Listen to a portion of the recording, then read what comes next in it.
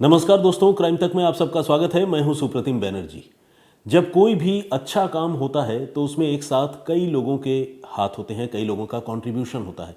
तो आज मैं आपको एक ऐसी कहानी सुनाने जा रहा हूं जिसमें पुलिस ने बहुत ही शानदार इन्वेस्टिगेशन की है। लेकिन पुलिस का ये इन्वेस्टिगेशन जो है एक टीम वर्क का नतीजा है। सारे लोगों का नाम तो ले नहीं सकता, लेकिन दो ऐसे चुनिंदा लोग हैं जिनका जिक्र मैं क्राइम की इस कहानी की शुरुआत करने से पहले ही करना चाहूँगा।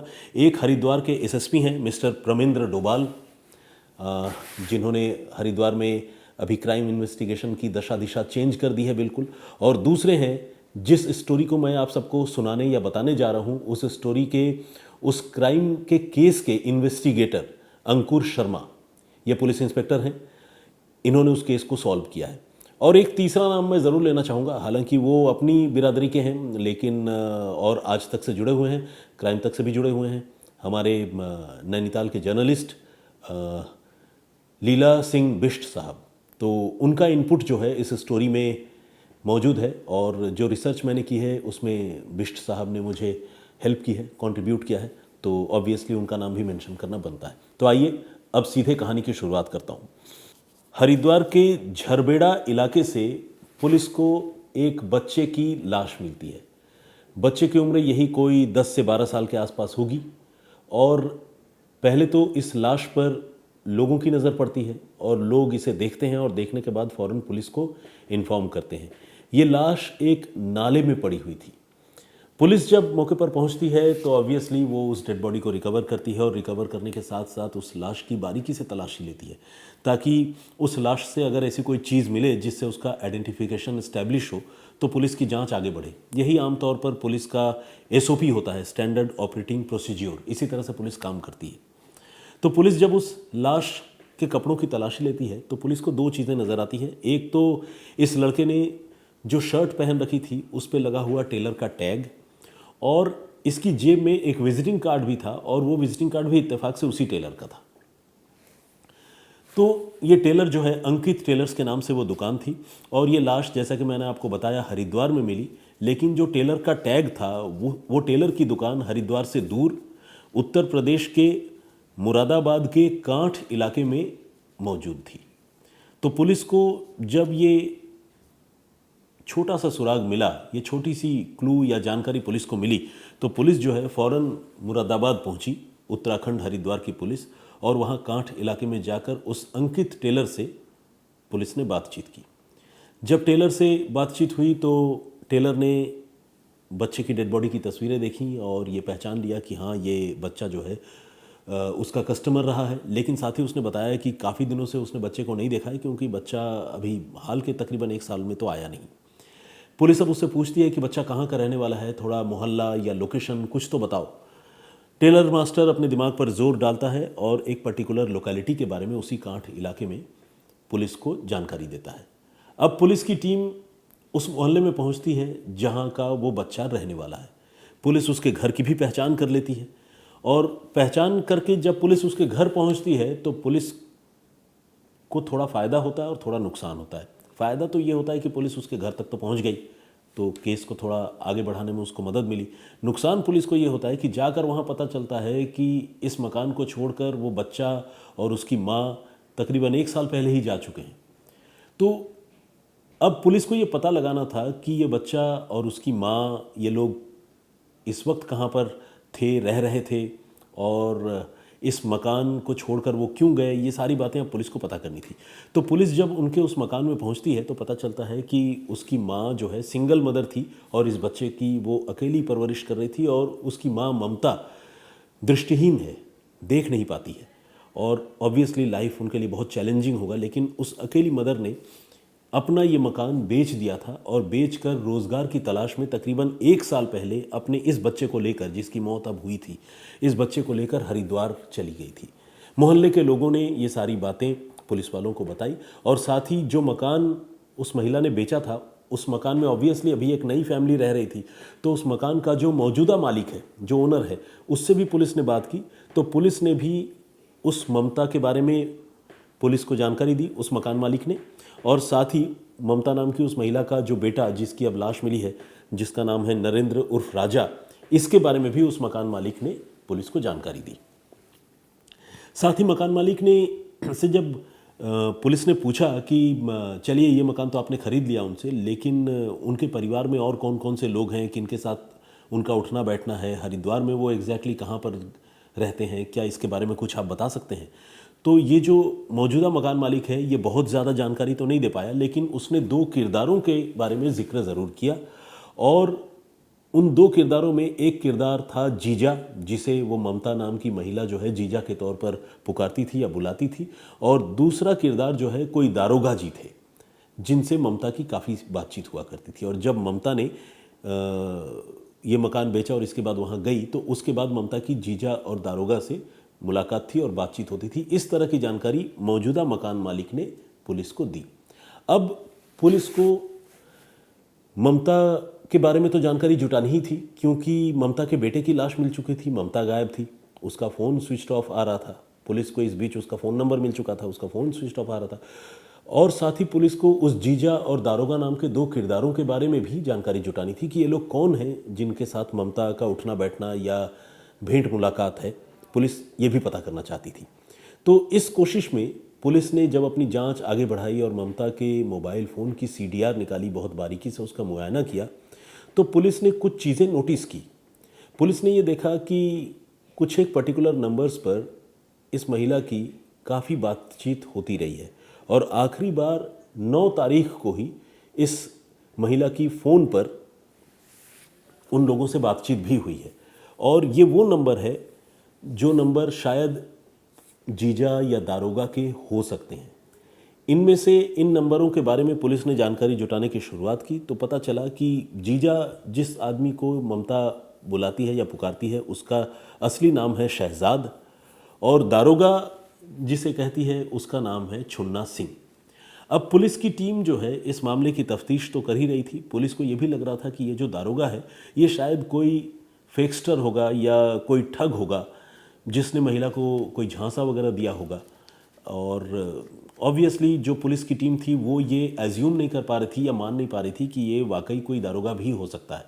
तो पुलिस को अब इस दारोगा और जीजा के बारे में पता लगाना था और साथ ही ममता के बारे में भी जानकारी जुटानी थी। तो पुलिस अब फिर से वापस आई हरिद्वार। इस बीच पुलिस को यह भी पता चल गया कि ममता ने मुरादाबाद का अपना वो मकान बेचकर हरिद्वार में कहाँ पर जो है वो शिफ्ट हुई थी, या कहाँ पर उसने अपने लिए नया घर खरीदा था और नए सिरे से अपनी ज़िंदगी की शुरुआत की थी। तो पुलिस को जब ये जानकारी मिली तो पुलिस फिर वापस हरिद्वार पहुंची, और हरिद्वार में जब पुलिस उसके मकान में पहुंची तो ये पता चला कि हरिद्वार का वो मकान भी उस महिला ने अब से बमुश्किल कुछ रोज़ पहले, समझ लीजिए यही तकरीबन हफ्ते भर पहले या 10 दिन पहले, उस मकान को भी उस महिला ने बेच दिया था। और बेचने के बाद वो अपने सारे साजो सामान के साथ कहीं और शिफ्ट हो गई थी। ये जानकारी जब पुलिस को मिली तो पुलिस जो इस मामले की तफ्तीश कर रही थी उसको लगा कि इस मामले का रहस्य तो और गहरा हो गया, क्योंकि एक मकान बेचकर वो हरिद्वार आई। हरिद्वार में आने के बाद उसने एक मकान खरीदा और यहाँ पर आने के बाद उसने अपना वो दूसरा मकान भी बेच दिया। तो ये किसी पहेली की तरह थी जिसमें ममता अब भी गायब थी और बच्चे की लाश मिल चुकी थी। तो खैर पुलिस ने जब इस मामले की छानबीन आगे बढ़ाई तो ममता के साथ उस जीजा एलियस शहजाद की बातचीत की भी पुष्टि हुई और दरोगा उर्फ छुन्ना सिंह की बातचीत की भी पुष्टि हुई। पुलिस ने सारे लोगों को ट्रैक करने की शुरुआत की और ट्रैक करते करते आखिरकार पुलिस को शहजाद के लोकेशन का पता चल गया। वो हरिद्वार में एक पर्टिकुलर जगह पर एक पर्टिकुलर मोहल्ले में रहता था। पुलिस ने अब शहजाद को इंटरसेप्ट किया और उससे ममता और उसके बेटे के बारे में पूछताछ की। शहजाद ने अपने तौर पर पुलिस को भरमाने की, झूठ बोलने की काफ़ी कोशिश की, लेकिन जब पुलिस गहन पूछताछ पर उतरी, पुलिस ने जब उसे हिरासत में लिया और उसकी निशानदेही पर छुन्ना सिंह नाम के उस आदमी को, जिससे दारोगा के नाम से लोग पुकारते थे, उसे हिरासत में लिया, तो फिर ये पता चला कि इन दोनों के साथ एक और भी आदमी है जिसका नाम है विनोद। वो भी इस महिला का खैर ख्वाह या मददगार बना हुआ था। वो भी जो है इस महिला और उसके बेटे की गुमशुदगी में उसका कोई ना कोई रोल है। तो पुलिस ने उस विनोद को भी हिरासत में लिया। इस तरह से पुलिस ने 3 लोगों को एक एक करके पकड़ा और तीनों का जब काउंटर इंटरोगेशन हुआ, यानी तीनों को आमने सामने बिठाकर जब पुलिस ने पूछताछ की, तो पता चला कि ये तीनों जो है उस महिला और उसके बेटे की गुमशुदगी या डेथ को लेकर झूठ बोल रहे हैं। अब पुलिस जो है अपनी सख्ती पर आई, और सख्ती पर जब उतरी तो तीनों ने तोते की तरह पूरी कहानी सुनाने की शुरुआत की। कहानी कुछ यूं है कि ये जो ममता नाम की महिला है, जैसा कि मैंने आपको बताया, ये मूल रूप से कांठ मुरादाबाद की रहने वाली थी और तकरीबन 1 साल पहले इसने मुरादाबाद का अपना मकान बेचकर ये हरिद्वार में शिफ्ट हो गई थी रोज़गार की तलाश में और नए सिरे से अपनी ज़िंदगी की शुरुआत करने की उम्मीद में। तो ये महिला दृष्टिहीन थी और इसके साथ इसका 10-12 साल का एक बेटा था। लेकिन यहाँ आने के बाद उसने जब एक और मकान ख़रीदा तो यहाँ पर उसकी मुलाकात जो है वो शहजाद से और छुन्ना सिंह से हुई। इनमें शहजाद जो है वो एक ऐसे ही आपराधिक किस्म का आदमी है और बाकी छुन्ना सिंह जो है वो वाकई उत्तराखंड पुलिस का दारोगा है या सब इंस्पेक्टर है शायद। तो उत्तराखंड पुलिस का वो मेंबर है, मतलब उत्तराखंड पुलिस का एम्प्लॉई है। तो इन लोगों से जब ममता की मुलाकात हुई तो इन दोनों ने देखा कि वो एक सिंगल मदर है, अकेली महिला है, दृष्टिहीन है और उसके पास 20 लाख रुपए का एक मकान है। तो इन लोगों को उस महिला की प्रॉपर्टी और दौलत जो भी उसके पास थी उस पर लालच हो गया और इन लोगों ने अपने आप को उस महिला का खैर ख्वाह बताना शुरू कर दिया और महिला का विश्वास जीतने की कोशिश करने लगा और उसमें कामयाब भी हो गए। महिला को लगा कि ये तो बड़े दयालु किस्म के लोग हैं, भाइयों की तरह उसकी मदद कर रहे हैं।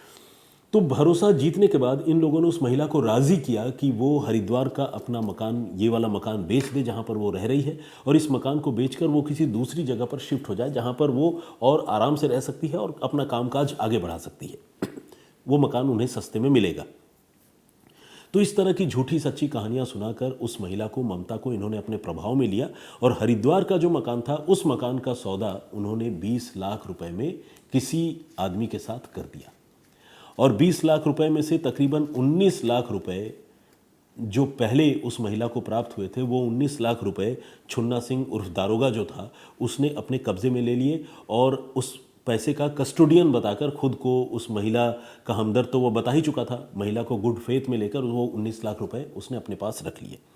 और इसके बाद जब वो जो डील मकान की होनी थी, जब उसके फाइनल होने की घड़ी आई तो वो तारीख थी 9 फरवरी। तो 9 फरवरी को जब बाकी के 1 लाख रुपए मिलने थे तो ये दारोगा और शहजाद ये अपनी ऑल्टो कार लेकर उस महिला को वो 1 लाख रुपए पिक करने के लिए अपने साथ लेकर गए और जैसे ही उस महिला ने 1 लाख रुपए जो बाकी उसके मकान बेचने की कीमत उसे मिलनी थी उसने वो लिए, कलेक्ट किए, तब शहजाद और छुन्ना सिंह ने उस महिला को और उसके बेटे को वहाँ से किडनैप कर लिया और किडनैप करने के बाद उसी गाड़ी में गला घोंटकर माँ बेटे दोनों की हत्या कर दी। हत्या करने के बाद लाश उन्होंने बेटे की जो है वो झरबेड़ा नाले के पास फेंकी जहाँ से पुलिस ने वो लाश बरामद की, जैसा कि मैंने आपको बताया। और फिर महिला की लाश का कोई पता ठिकाना था नहीं क्योंकि महिला की लाश मिली नहीं थी। पुलिस अब तफ्तीश कर रही थी। कातिल जब पकड़े गए तो ये पता चला कि उन्होंने वो लाश मंगलोर पट्टी नाम की एक जगह है गंग नहर की, हरिद्वार के पास में ही, वहाँ पर फेंकी है। तो जब पुलिस को वो पता चला तो पुलिस मुलजिमों को लेकर उस जगह पर गई और वहाँ उनकी निशानदेही पर उस महिला की लाश भी जो है वो नहर के पास से कीचड़ से बरामद हुई। तो इस तरह से पुलिस ने इन्वेस्टिगेशन करके बेटे के कातिलों का तो पता किया ही, उन्हें गिरफ्तार किया ही, साथ ही एक और मर्डर का खुलासा किया जो उस बेटे की मां का यानी ममता का हुआ था और 20 लाख रुपए के चलते ये मर्डर हुआ। इस बात की पूरी कहानी पुलिस ने खोल कर रख दी। तफ्तीश करने पर पुलिस को यह भी पता चला कि 20 लाख रुपए में से ज़्यादातर रुपए जो है वो छुन्ना सिंह नाम का जो पुलिस इंस्पेक्टर था, जो दरोगा था, उसने हड़प लिया था और कुछ रुपए उसने शहजाद को और उसका जो तीसरा साथी है, बल्कि विनोद दूसरा साथी, उसे दिए थे। तो तीनों ने मिलकर एक राय होकर इस क्राइम को अंजाम दिया था और हत्या करने में इन तीनों ने शहजाद के गमछे का इस्तेमाल किया था जिससे स्ट्रैंगुलेट करके, गला घोंट करके उन्होंने बच्चे की भी और उसकी मां की भी हत्या की थी। उस बच्चे को भी पुलिस ने रिकवर कर लिया है और साथ ही महिला आखिरी दफ़ा जिस घर में रह रही थी और जिस घर को उसने बेचा था, उस घर को बेचने के बाद जाहिर है उस महिला को घर खाली करना था। तो जब वो मकान खाली कर रही थी तो उसका जितना फर्नीचर है, सारा सामान है, वो सब यही किलर्स, ये जो कातिलों की तिकड़ी है, इन्होंने वहाँ से शिफ्ट कर लिया था और शिफ्ट करके सारी जो फर्नीचर और दूसरी घरेलू इस्तेमाल की चीज़ें थी वो सारी चीज़ें शहजाद ने अपने घर पर डंप कर लिया था। और उस मोहल्ले के लोगों को ये बताया था कि वो ममता को लेकर किसी दूसरे मोहल्ले में जा रहे हैं, उन्होंने ये मकान बेच दिया है और कहीं और शिफ्ट हो रहे हैं। तो मोहल्ले के लोगों को भी लगा कि हाँ, ये लोग तो महिला के घर आते जाते हैं, उसके मददगार हैं, शायद ये परिवार कहीं और शिफ्ट हो रहा है। तो महिलाओं लोगों को, उस मोहल्ले के लोगों को उसमें कुछ भी अननेचुरल नहीं लगा। लेकिन जब तफ्तीश हुई तो पुलिस को उसका सच पता चला। पुलिस को पता चला कि वो मकान उन्होंने छुड़वा दिया था और मकान में जितनी चीज़ें थी वो सारी चीज़ें शहजाद ने अपने घर में डंप करा ली थी। तो इनका कत्ल करने के बाद वो चीज़ें, जाहिर सी बात है, वो शहजाद ही यूज़ कर रहा था। लेकिन अब पुलिस ने जब मामले की तफ्तीश की और दरोगा को और शहजाद को पकड़ा तो उनकी निशानदेही पर शहजाद के घर से वो फर्नीचर भी जो ममता के घर में रखे हुए थे वो सारे बरामद हो गए। तो इस तरह से एक एक करके सारी कड़ियाँ जुड़ती चली गई और हरिद्वार पुलिस ने बहुत ही शानदार इन्वेस्टिगेशन करके ब्लाइंड डबल मर्डर के मामले को सुलझाने में कामयाबी हासिल की। और इसमें ख़ास बात यह है कि इस मर्डर में खुद पुलिस का ही एक मुलाजिम इन्वॉल्व था जिस पर लोगों के हिफाजत की जिम्मेदारी थी। लेकिन हरिद्वार पुलिस ने जिस तरह से मामले को इन्वेस्टिगेट किया और अपने महकमे के एक आदमी को भी गिरफ्तार करने में कोई कोताही नहीं बरती या ढील नहीं दी, उस बात के लिए भी हरिद्वार पुलिस की तारीफ़ होनी चाहिए। आमतौर पर लोग थोड़ा पीछे हट जाते हैं, लेकिन हत्या जैसी संगीन वारदात में जब कोई इंसान शामिल हो तो शायद उससे कोई रियायत या मुरव्वत नहीं करनी चाहिए और हरिद्वार पुलिस ने वही किया। तो आज की कहानी यहीं तक। आई होप आप लोगों को ये कहानी जो है जिस तरह से मैं कन्वे करना चाहता था उस तरह से कन्वे कर पाया हूँ। आप अपनी राय, अपना कमेंट लिखकर हमें ज़रूर बताएं। प्रीवियसली मैंने जो स्टोरी आप लोगों को सुनाई थी, मैंने आपको बताया था कि किस तरह से 10 साल के ही एक लड़के की हत्या डीग राजस्थान में एक महिला ने कर दी थी और उस बच्चे को उसने पानी भरे टैंक में उल्टा लटका दिया था और उसका सिर पानी के अंदर डुबो दिया था जिससे सांस रुक गई थी और उस बच्चे की मौत हो गई। तो बहुत सारे लोगों ने उस स्टोरी पर कमेंट किया है और आप लोगों ने उस स्टोरी को, ऐसे तो बड़ी दुखद स्टोरी है लेकिन सुना है काफ़ी शिद्दत से। तो तनु मान जी का कमेंट है, कुछ लोगों के कमेंट्स और नाम पढ़ता हूँ। बहुत बहुत स्वागत है आपका तनु मान जी, ये पंजाब से हैं और इन्होंने अपनी बात रखी है। इसके अलावा यूनुस शेख हैं महाराष्ट्र से, नांदेड़ से, इनका भी कमेंट आया है। पवन सिंह प्रकाश जी का कमेंट है। हरीश जी ने कमेंट किया है। संघमित्रा घोष ने कमेंट किया और इन्होंने कहा है कि बहुत दर्दनाक घटना है, विश्वास नहीं होता है। भाविक मोडिया ने कमेंट किया है और वेलकम माय फ्रेंड, वेलकम इन्होंने लिखा है। तो भाविक मोडिया थोड़े मुझे लगते हैं कि ह्यूमरस टाइप के इंसान हैं, इनके कमेंट्स थोड़े अतरंगी किस्म के होते हैं और ये इमोजीज भी फ़नी बनाकर भेजते हैं। तो भाविक, आप जैसे भी हैं बहुत अच्छे हैं, बहुत स्वागत आपका। रीता छेत्री जी का कमेंट है, बहुत बहुत स्वागत आपका। योगा विथ विकास और कर्मचा हैं मणिपुर से, इन्होंने मेरे लिए लिखा है कि please take care of yourself Banerjee sir. Thank you very much इस तरह का अफेक्शन और केयर शो करने के लिए। हेम साइकिया ने भी कमेंट किया है। राधे का दीवाना के नाम से एक आईडी उन्होंने कमेंट किया है। और भी बहुत सारे लोगों ने, उमेश भूइया जी ने भी ये सुझाव दिया है कि मुझे थोड़ी छुट्टी लेनी चाहिए, कुछ दिनों के लिए ब्रेक ले लेना चाहिए। विनय नासवाले जी का कमेंट है। चौहान दशरथ सिंह चौहान ने भी कमेंट किया। रेखा भट्ट जी रेगुलर कमेंट करती हैं, स्वागत आपका। मेरी आवाज़ की तारीफ़ की है रिंकी कृष्णा ब्लॉग ने, बहुत धन्यवाद आपका। स्मृति थापा ने भी कमेंट किया है। मौलाना निसार अहमद नागपुरी साहब हमारे रेगुलर लिसनर है। फरूख श्रेष्ठा जी जर्मनी से हैं। मेहताब अली इद्रिशी साहब हैं। इंदु ज्योति हजारिका हैं और भी हमारे डीग के दर्शक हैं। उन्होंने अपने बारे में लिखा है, कहा है कि कहानी वो रोज़ सुनते हैं लेकिन ऑब्वियसली उनका जो कमेंट है वो रोज़ तो नहीं आता और उनका नाम मेंशन नहीं है तो नाम मैं नहीं पढ़ पा रहा हूँ। शिव वर्मा जी ने भी कमेंट किया, बहुत बहुत स्वागत आपका। और शिवान्य ठक्कर ने भी कमेंट किया, बहुत बहुत स्वागत, बहुत धन्यवाद आपका। वर्जीनिया डिसूजा, इन्होंने कहा है कि प्लीज़ रेज द वॉल्यूम्स। हो सकता है कि आवाज़ थोड़ी कम लेवल पे रिकॉर्ड हुई हो, मैं इसका भी ख्याल रखने की कोशिश करूँगा। और भी बहुत सारे लोगों ने कमेंट किया है, आप प्लीज़ कमेंट करते रहिए। आप लोगों के नाम और कमेंट्स भी मैं पढ़ूंगा, रेसिप्रोकेट करूंगा, किसी कमेंट पर जवाब देना होगा तो। और इस सिलसिले को जारी रखिए। व्यक्तिगत रूप से मैं सारे कमेंट्स पढ़ता हूं, आप लोगों को मैं कई बार पहले भी बता ही चुका हूं। तो फिलहाल इतना ही, मुझे इजाज़त दीजिए। अपना बहुत ख्याल रखिए, सुरक्षित रहिए। जय हिंद, जय भारत।